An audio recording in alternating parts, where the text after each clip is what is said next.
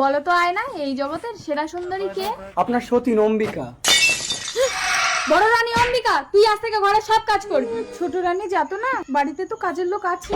সবাইকে আমি ছুটি দিয়ে দিয়েছি, যা রান্নাঘরে গিয়ে কাজ কর। ঠিক আছে যাতো না। রাজা 6 মাসের জন্য বাণিজ্যে গেছে, ততদিন তুই উনুনের কালি মাখ।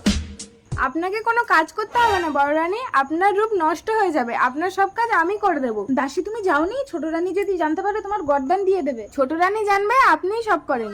6 মাস তো কেটে গেল, এবার বলো তো আয়না, এই জগতের সেরা সুন্দরী কে? আপনার সতীন অম্বিকা। বাহুবলী! আদেশ করুন ছোট রানী। এই নাও 10 ভরি সোনা, তোমাকে বড় রানীর মুন্ডু কেটে আমার হাতে এনে দিতে হবে। যথাজ্ঞা মহারানী। বড় রানী, ছোট রানী আমাকে আদেশ দিয়েছেন আপনার মুন্ডু কেটে নিয়ে যেতে। বড় রানী আপনি পালিয়ে যান। বাহুবলী তুমি আমার মুন্ডু কেটে নিয়ে যাও। এই দাসী, তোর শেষ ইচ্ছে কি বল? আমি তোমাকে স্বামী রূপে পেতে চাই বাহুবলী। তার মানে এখন আমাকে নিজের স্ত্রীর মুন্ডু কেটে নিয়ে ছোট রানীর কাছে যেতে হবে? অসম্ভব।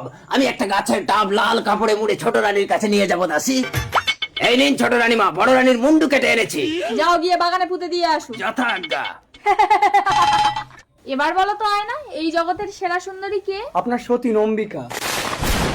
তার মানে বাহুবলী আমাকে ঠকিয়েছে। না, এবার আমি নিজে বুড়ি সেজে অম্বিকাকে বিষ ফল খাইয়ে মারবো। তার আগে বাহুবলীকে আমি গর্দান দেবো। বাহুবলী!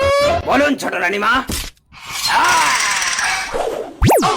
ফল বালি, আমি ফল বালি, কে লিবি আমার পাকা পাকা আম, আম নেবে পাকা আম। ও বুড়িমা, আম কত? আগে একটা খেয়ে দেখো, দাম দর পরে হবে। দাও। ভারী মিষ্টি আম বুড়িমা, কিন্তু আমার এমন হচ্ছে কেন? দমটা বন্ধ হয়ে আসছে কেন? দাসী, দাসী, এই বুড়ি তুই আমার দাসীকে বিষ ফল খাওয়ালি কেন? ছোট রানী যাতো না? এবার আমি তোকেও বিষ ফল খাইয়ে মারবো। বড় রানী, ছোট রানী দাঁড়াও। ছি ছোট রানী, নিজের রূপ রক্ষার জন্য তুমি মানুষ হত্যা করছো? আজ থেকে আমি তোমাকে পরিত্যাগ করলাম।